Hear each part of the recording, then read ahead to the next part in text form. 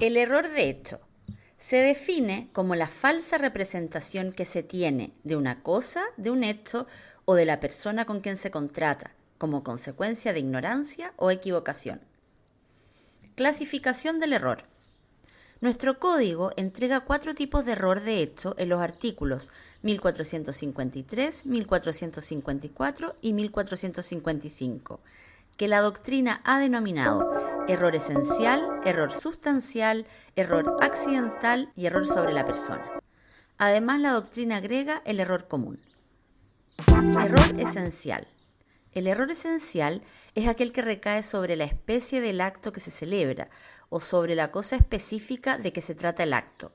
También se conoce como error obstáculo, pues obsta o impide la formación del consentimiento. El artículo 1453 que reglamenta esta clase de error entrega 2 supuestos. Primer caso, en latín error in negotio. Es el error que recae sobre la especie o naturaleza del acto o contrato que se celebra, como que una persona entienda vender una cosa y la otra entiende que se la donan. Segundo caso, en latín error in corpore. Es el error que recae sobre la identidad de la cosa específica de que se trata el acto o contrato que se celebra. Por ejemplo, una parte entiende vender un caballo y la otra entiende comprar una vaca. En este caso se trata del mismo acto jurídico, pero no hay acuerdo en la identidad de la cosa específica. La sanción. La teoría mayoritaria considera que el error esencial u obstáculo provoca una falta absoluta de consentimiento, pues al ser tan grave el error no llega a existir un acuerdo de voluntades. En virtud de ello, no lo califican como un vicio del consentimiento, pues si el consentimiento no llega a formarse, mal puede tener un vicio. Otros, en cambio, defienden su calidad de vicio, pues aunque admiten la existencia de discordancia entre las voluntades de las partes, esta no obsta a la formación del consentimiento, sino que justamente esa discordancia de voluntades es propia de los supuestos de error. Es así que la doctrina se encuentra dividida en 3 posturas sobre la sanción del error esencial: inexistencia, nulidad absoluta y nulidad relativa. Inexistencia. Para quienes estiman que el error obstáculo impide la formación del consentimiento, la sanción es la inexistencia, ya que falta un requisito de existencia, que es la voluntad. Nulidad absoluta. En esta postura también estiman que el error obstáculo impide la formación del consentimiento, pero como el Código Civil no recoge la inexistencia como sanción jurídica, la sanción debe ser la nulidad absoluta por ser la sanción más severa en virtud de la gravedad del error. Nulidad relativa. Indiscutiblemente nuestro código toma esta postura para sancionar al error esencial. Los argumentos son los siguientes. El mismo artículo 1453 comienza: el error de hecho vicia el consentimiento. Por lo tanto, reconoce que hay un vicio y, en conclusión, el consentimiento se forma y no hay falta de voluntad. Luego, el artículo siguiente, el 1454, relativo al error sustancial y accidental, señala que el error de hecho vicia a sí mismo el consentimiento, y luego entrega los casos. La expresión a sí mismo toma particular importancia.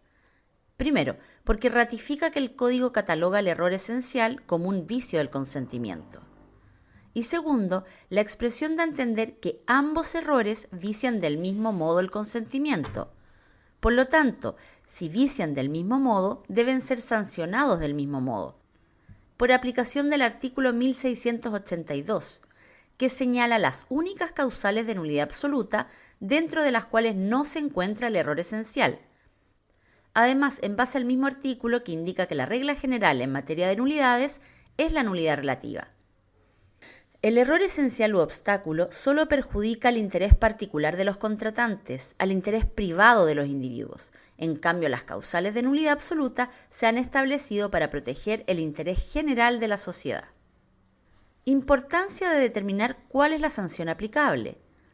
Si se estima que la sanción es la nulidad relativa, entonces el plazo para alegarla es de 4 años contados desde la celebración del acto contrato.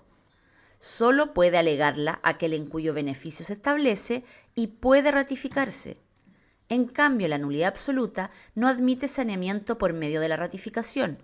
Es decir, las mismas partes de común acuerdo no podrían convalidar el negocio jurídico, siendo que solo mira a su interés particular.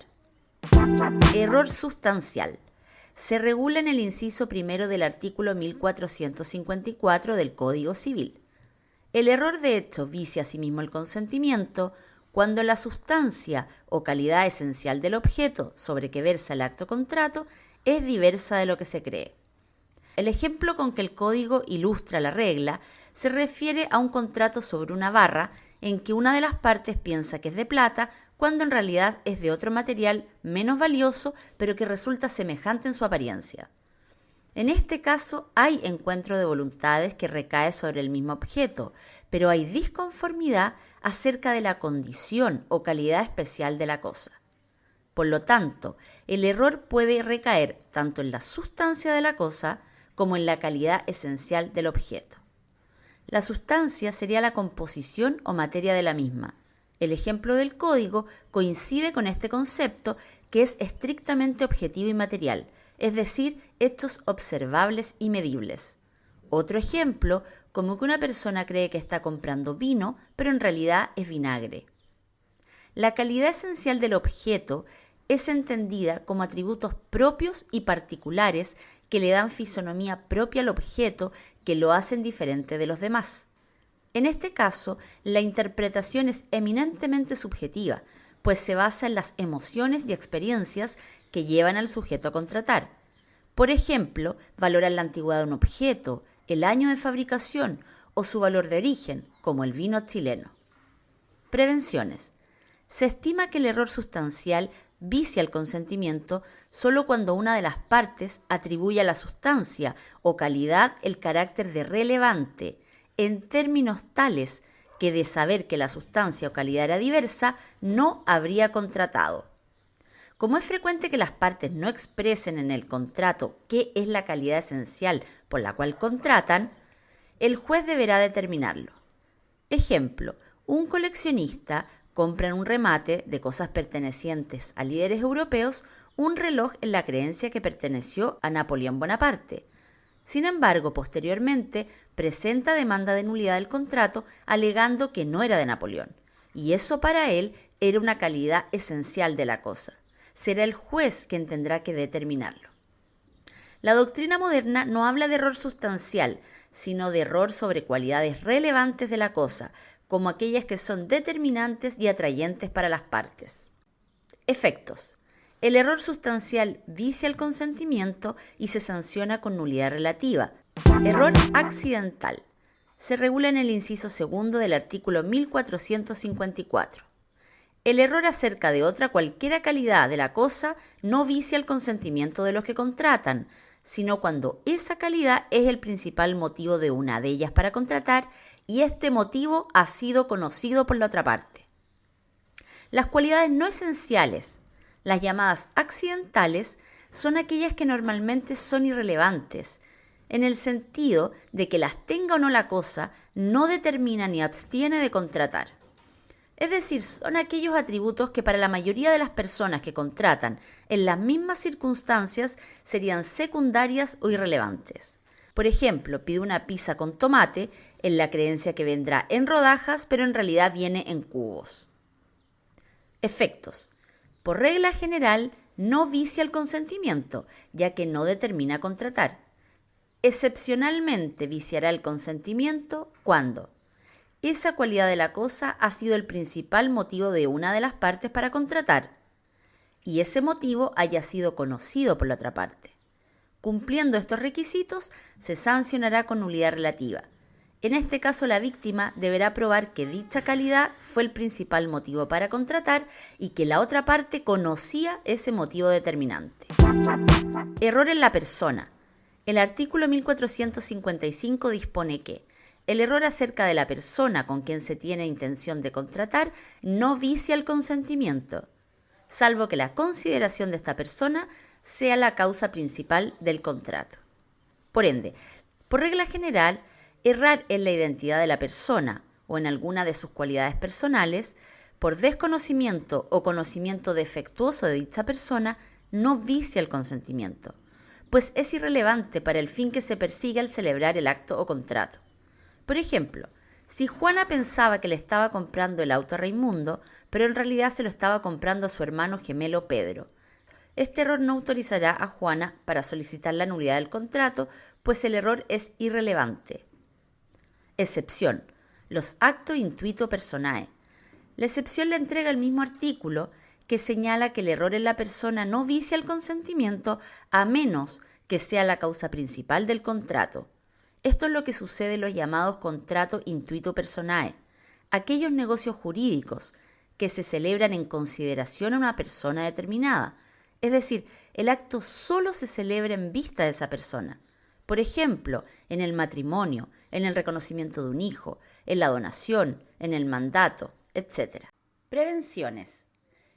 Es importante destacar que un simple error en el nombre de la persona no es suficiente para viciar el consentimiento si no se hierra sobre su identidad. Por identidad de la persona no solo debe entenderse la identidad física, sino también las cualidades o condiciones relevantes, es decir, aquellas características estables de la personalidad como ciertos títulos profesionales, dotes artísticos, etc. Por esto, si encomienda una gestión a un abogado y resulta no serlo, habrá error en la persona. Las partes pueden elevar la consideración de una persona en un contrato que en principio no es intituo personae. Por ejemplo, en un contrato de arriendo, expresar que solo se arrendará a Pedro porque confía en él para el cuidado de su departamento. O a la inversa, que deje de serlo por disposición expresa de las partes. Por ejemplo, si se concede un mandato a una persona por determinar, es decir, se expresa que será al portador del poder. Efectos. El error en la persona no vicia el consentimiento. Sin embargo, si la consideración en la identidad de la persona es la causa principal para contratar, el error vicia el consentimiento y se sanciona con la nulidad relativa. Además, según dispone el inciso final del artículo, declarada la nulidad, la persona con la quien erróneamente se contrató tendrá derecho a demandar indemnización de perjuicios, siempre que hubiese celebrado el contrato de buena fe. Para el artículo, la buena fe supone que el contratante cree que el contrato quería celebrarse con él, y la mala fe que sabía que no quería contratarse con él. Por ejemplo, Cristian contrata para la animación de un evento a un cantante famoso, cuya fama es el principal motivo de la contratación. Sin embargo, llegado el día de la ceremonia, se presenta otro cantante con el mismo nombre del famoso artista. Al darse cuenta del error, Cristian puede solicitar la nulidad del contrato. A su vez, una vez declarada la nulidad, el cantante que actuó de buena fe, es decir, que pensó que realmente se quería contratar con él, puede solicitar la indemnización de perjuicios. Hasta aquí llega la clase de hoy. La siguiente clase veremos el error común.